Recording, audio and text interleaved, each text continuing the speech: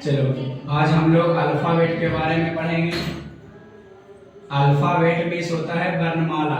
अगर जो आप रीजनिंग कोई भी चैप्टर पढ़ते हैं, रीजनिंग मीन्स होती है तर्क शक्ति। अगर जो आप कोई भी चैप्टर पढ़ते हैं तो सबसे पहले आपको अल्फाबेट के ही बारे में पढ़ने के लिए मिलेगा। और रीजनिंग हमारे जीवन में बहुत महत्वपूर्ण है, क्योंकि इससे तर्क शक्ति बढ़ती है। तर्क शक्ति बढ़ती है, और तर्क शक्ति यानी हमारे मानसिक योग्यता को बढ़ाता है। इसलिए रीजनिंग भी बहुत महत्वपूर्ण है। और रीजनिंग का सबसे पहला चैप्टर है अल्फाबेट, यानी जिसको वर्णमाला बोलते हैं। तो अल्फाबेट का कोई भी क्वेश्चन बनाने के लिए सबसे पहले हम जानेंगे कि कौन से अक्षर कितने जगह पे रहता है। ऐसे तो सब बच्चा को मालूम है कि अल्फाबेट की संख्या कुल मिलाकर के 26 है। सब बच्चा को मालूम है, जिसको एबीसीडी बोलते हैं। अल्फाबेट की कुल संख्या 26 है, और इसी 26 को हमको जानना है कि कौन कहाँ पे है। तो कहेगा कि सर हम तो जान जाएंगे, गिन लेंगे तुरंत। क्योंकि बाबू गिनना नहीं है, गिनने में समय लगता है, और ये सब क्वेश्चन बनाने में उतना समय नहीं रहेगी। इसलिए हमको आगे याद करना पड़ेगा। ए है 1 में, बी 2 में, सी 3 में, डी 4 में, ई 5 में, एफ 6 में, जी 7 में, एच 8 में, आई 9 में, जे 10 में, के 11 में, एल 12 में, एम 13 में, एन 14 में, ओ 15 में, पी 16 में, क्यू 17 में, आर 18 में, एस 19 में, टी 20 में, यू 21 में, भी 22 में, डब्ल्यू 23, एक्स 24, वाई 25 और जेड सबको मालूम है 36। सर आप हमसे पूछिएगा तो हम बता देंगे। याद करना पड़ेगा, ऐसे नहीं बता पाओगे, गिनते रह जाओगे, टाइम निकल जाएगा। हम एक ट्रिक बता रहे हैं याद करने का, सबसे मस्त ट्रिक, आप इसे अपनाइए। एक होता है इजोटी, EJOTY, 5 में, 10 में, 15 में, 20 में और 25 में। यानी ई होता है 5 में, जे 10 में, वो 15 में, टी 20 में और 25 में। जैसे हमको जेड के बारे में मालूम है कि जेड 26 में, जेड के तुरंत बगल में वाई है 25 के। तो इसके बगल वाले चीज, मान लो कि कोई आदमी बहुत अमीर है, अगर अगल बगल रहने वाला व्यक्ति भी अमीर बन जाता है, तो इसलिए इजोटी हमको याद रहेगा। इजोटी 5, 10, 15, 20, 25। जैसे तुमको पूछेंगे डी, तो डी अगर जो नहीं याद रहेगा तो समझ जाएंगे कि ई के पहले, यानी रन से एक पहले 4। तो ये इजोटी एक नियम हो गया याद करने के लिए। यानी 1 से लेकर के जेड तक अगर जो आप नहीं याद करते हैं तो आपसे बनेगा ही नहीं। जैसे मान लीजिए कि हम आपसे पूछेंगे कि पी के में है तो 16 में, जी के में है तो 7 में, एच के में है 8 में, आई के में है 9 में, जे के में है 10 में। आप सीरियल नंबर से बता दीजिएगा। लेकिन कहेंगे बताओ रे बाबू, पी के में है 16 में, क्यू के में है 17 में, के में है 11 में, एल के में है 12 में, पी के में है 16 में। यानी अच्छी तरीके से याद कर लीजिए, ताकि कोई भी बच्चा पूछे तो नींद में भी रहे तो ऐसे करते करते बता दे। यानी आपको याद करना पड़ेगा, नहीं तो ऐसे जब हम आपसे फर्स्ट टाइम पूछेंगे एस के में, आपको याद ही नहीं रहेगा। लेकिन जब आप इसे रिवाइज कर लेते हैं तो आप बता दीजिएगा कि एस 19 में होती है। इसलिए बहुत याद करना जरूरी है। ये समझिए कि हम अल्फाबेट नहीं पढ़ा रहे हैं, रीजनिंग का बेसिक पढ़ा रहे हैं, और इसी अल्फाबेट से हम बहुत सारे क्वेश्चन को सॉल्व करेंगे। उसके बाद आती है अपोजिट। अपोजिट मीन्स होता है उल्टा, यानी इसका उल्टा भी हमें याद करना बहुत जरूरी है। ए के उल्टा जेड। तो देख रहा होगा कि इस तरीका से एक फिगर आ रहा है। इस फिगर का अर्थ क्या होता है? इस फिगर का अर्थ सबको मालूम होगा। मान लीजिए कि इधर 4 लिख दिए, यानी 2 के स्क्वायर लिख दिए। सब बच्चा को मालूम है 4 बराबर 2 दूनी 4।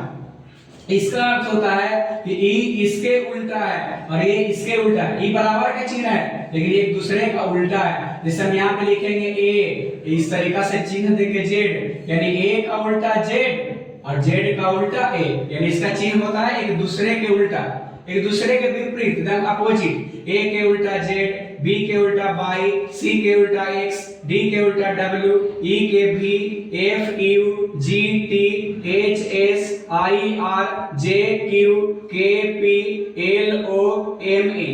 इसमें उल्टा को भी याद करने का एक ट्रिक है। ए के जेड, बी के वाई, सी के एक्स, डी के डब्ल्यू, सब बच्चा को याद रहेगा। एम के एन, सब बच्चा को याद रहेगा। जैसे देखता होगा कि एक हमारे इंडियन रेलवे, आई से इंडियन, आर से रेलवे, एक ट्रिक हो गया। जीटी रोड है जो शेर शाह सूरी ने बनवाया था, जीटी रोड। उसके बाद लो, एल ओ लो। अब तुम्हें बताओ केपी ठाकुर का एक कैलेंडर आता है, अब तुम्हें बताओ यार 3 गो बचा, ई के भी, एफ के यू, जे के क्यू। आप इस आराम से याद कर लेंगे, यानी इससे आसान तरीका है ही नहीं। ए के जेड, बी के वाई, सी के एक्स, डी के डब्ल्यू आपको याद रहेगा, बट इधर भुला जाएंगे। देखिए जीटी रोड है यानी जी के उल्टा टी, टी के उल्टा जे। इंडियन रेलवे, आई के उल्टा आर, आर के उल्टा आई। के P Thakur, K P, P K Q. लो यानी L O, O K L, M N M M. यानी इस जब तक इतना बेसिक नहीं पढ़िएगा, समझिए कि आप रीजनिंग में आप कुछ नहीं जानते हैं। उसके बाद आप क्वेश्चन बनाने के लिए सीखेंगे। इस तरीका से आपको क्वेश्चन दिया हुआ रहेगा। तो अल्फाबेट में अगर जो आपको क्वेश्चन पूछे, अल्फाबेट का कोई भी क्वेश्चन पूछे, आपको ये वाला नियम पक्का उसमें आएगा। ये दोनों 90% कौन कितना में है जो यूज होगा, और 10% यूज होगा उल्टा। जैसे हम ए से जेड की ओर जाते हैं, यहाँ पे ए है जेड की ओर, यानी यहाँ से हम बाएं तरफ से जा रहे हैं, बाएं हाथ रोड के हम लोग बाएं साइड चलते हैं, यानी बाएं, और जेड से ए आ जाएंगे यानी दाएं साइड से। पूछेगा ए के तुरंत बाद बी, और जेड के तुरंत पहले तो हो जाएगा बाई। उसके बाद क्वेश्चन चलते हैं। ए बी रेशियो 1:2 दिया हुआ है, एक्स वाई रेशियो पूछ रहा है। देखिए बाबू यहाँ पे प्रोपोर्शनल किस होता है, बराबर। रीजनिंग कहता है कि जो नियम बराबर के पहले लगेगा वही नियम बराबर के बाद लगेगा। जैसे मान लीजिए कि आप 5 शादी किए, आपका बेटा भी कहेगा कि हम 5 को करेंगे, हम मानेंगे नहीं। आप मान लीजिए कि शादी करवे नहीं किए तो बेटा होगा ही, तो बात अलग है। मान लीजिए कि आप शादी 5 भी लाए तो आपको बेटा भी कहेगा कि पापा हम 5 लाएंगे, नहीं तो मानेंगे ही नहीं। ये रीजनिंग करता है। लेकिन आपके जमाना में बाबू 5 लाएगा तो बेटा के ला ही नहीं देगा, यानी इसमें सेम चलता है। तो देखते हैं कि इस रीजनिंग को हम कैसे बनाते हैं। देखेंगे कौन कितना में है, ए है 1 में, बी है 2 में। इसे देखने से पता चल रहा है कि सब को लिख दिया गया है कि कौन कितना में। उसी तरीका से एक्स वाई को, एक्स है 24 में और वाई है 25 में, यानी 24-25 आंसर। डी और डब्ल्यू है, डी है 4 में, डब्ल्यू है 23 में। कहेगा इसको हम जोड़ के बनाएंगे, नहीं, डी के उल्टा है डब्ल्यू, यानी उसी तरीका से जी के उल्टा हो जाएगा टी। देखिए अगर जो आपको उल्टा याद करने का एक और तरीका हम दें, हम यही कहेंगे कि आप उसको 27 में से घटा दीजिए। जैसे मान लीजिए कि 23 डब्ल्यू के उल्टा, इसको 27 में से घटाएंगे, बचेगा 4, यानी इसका उल्टा डी। अगर जो आपको उल्टा भी जानना रहे तब 27 में से घटा सकते हैं, नहीं तो जो हम ट्रिक दी है उसको भी याद कर सकते हैं। नेक्स्ट क्वेश्चन, सी 3 में, 4 में, 4 5 5 6। सीरीज है, सीरीज जैसे सीढ़ी ऊपर जा रहा है। 3 से 4, 4 से 5, 5 से 6 होगा, 4 से 5, 5 से 6 या 6 से 7, यानी 6 में कौन है, इधर देखिए 1 2 3 4 5 6। अभी नंबर अच्छा नहीं बता रहे हैं। 6 में है एफ, यहाँ पे हो जाएगा एफ। उसके बाद 7 में है जी, यानी जी, यानी इसका आंसर हो जाएगा एफ और जी। अगर जो फिर भी नहीं समझ में आता है तो आप हमें कमेंट कीजिए, आप हमको अच्छी तरीका से बताएंगे कि क्या आपको परेशानी है।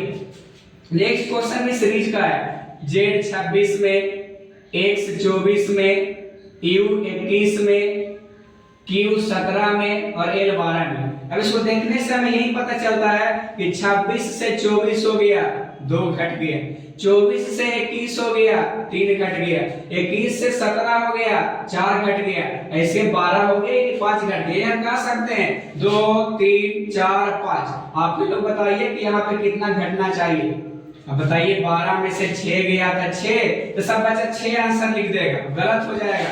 6 में कौन आता है, तो 6 में आता है F, यानी इसका आंसर हो जाएगा F। बहुत इजी है रीजनिंग, सिर्फ हमें बेसिक जानना चाहिए। उसके बाद E ratio of 25, proportional F ratio. Ratio means अनुपात, प्रोपोर्शनल मींस समानुपात। E के में है 5 में, देखते हैं कि यहाँ पे 25 लिखा हुआ है, यानी 5 के स्क्वायर 25। उसी तरीका से एक है 6 में, तो 6 के स्क्वायर यानी 36। आगे देखिएगा, b by C X D W. हम पहले ही बार हम बोल चुके हैं, कई बार बोल चुके हैं कि अल्फाबेट के क्वेश्चन बनाने के लिए सबसे पहले हमको देखना पड़ेगा कि कौन अक्षर कितना में है। 2 में, बाई 25 में, सी कितना में, आप लोग अपने मन में बोलिए, हमको आता है इसलिए हम लिख रहे हैं। देखने से पता चलता है कि 2 है 3 हो गया, एक जुट गया, 3 है 4 हो गया, एक जुट गया। आप ही लोग बताइए यहाँ पे कितना जुटना चाहिए। तू कहेगा कि 2 जुटेगा, नहीं, लेकिन बाबूजी एक शादी करते आया है, बेटुओं के एक ही को लावे देगा, यानी यहाँ पे 5 होना चाहिए। 25 था 24 हो गया, एक घट गया, 24 था 23 हो गया, एक घट गया, 23 में से एक घटाएंगे तो 22, तो 5 और 22 आंसर नहीं होगा। 5 में कौन है तो ई, 22 में कौन है तो बी, यानी इसका आंसर हो जाएगा ई और बी। प्रत्येक अल्फाबेट का क्वेश्चन बनाने के लिए हमको पता होना चाहिए कि कौन सा अक्षर कितना में है। आप इसे याद कर लीजिए, कौन अक्षर का उल्टा क्या होता है, आप इसे याद कर लीजिए, उसके बाद आप आसानी से क्वेश्चन बना सकते हैं। हम आशा करते हैं कि आपको रीजनिंग का अल्फाबेट का बेसिक अच्छी तरीका से समझ में आ गया होगा। इस रीजनिंग के चैप्टर में कुल मिला करके हम 20 के प्लस चैप्टर आप लोगों को पढ़ाएंगे YouTube पर, जो YouTube का चैनल है द श्रेष्ठ सर से। इस पर हम सब पूरा चैप्टर पढ़ाएंगे, हिंदी का, English grammar, Hindi grammar, math, science, social science, सब सब्जेक्ट मिलेगा। आप इसे ध्यान से पढ़ते जाइए।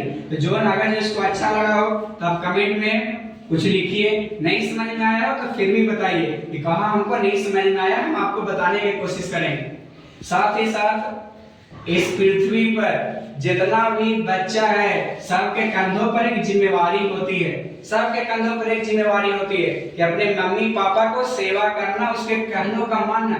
मम्मी पापा पूरा जीवन समर्पित कर देते हैं हम लोग के ऊपर, और हम लोग का कर्ज होता है मम्मी पापा को चुकाना।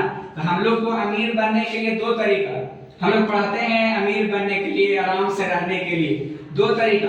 पहले नंबर की मेरे पिताजी का पहले से अमीर होना चाहिए, जैसे तेजस्वी यादव, उसके पिताजी अमीर है, बाबू आसान से जीवन जी रहा है। लेकिन अगर जो आपके पिताजी अमीर नहीं है, तब तो आपके पास एक ही शिक्षा, एक ही रास्ता है बाबू कि आपके पास शिक्षा है। आप इसी को ग्रहण करके अध्ययन कर सकते हैं। शिक्षा में इतना पावर है, इतना पावर है, इतना पावर है कि आप फर्श पर में रहिएगा ना तो आपको अर्श पर पहुंचा देगा। यानी ये चीजों का बहुत जरूरी है। हम लोग का मम्मी पापा तो अमीर है ही नहीं यार, जिसको अमीर है वो आराम से जीवन जी रहा है। हम लोग का पास एक मात्र साधन है शिक्षा, और इसका प्रयोग करके हम लोग एक एक कर्ज वसूलेंगे, एक एक चीज को वसूलेंगे। तो इसलिए हम आशा करते हैं कि अल्फाबेट आप लोगों को आसानी से समझ में आ गया होगा। आज के लिए यही तक, धन्यवाद।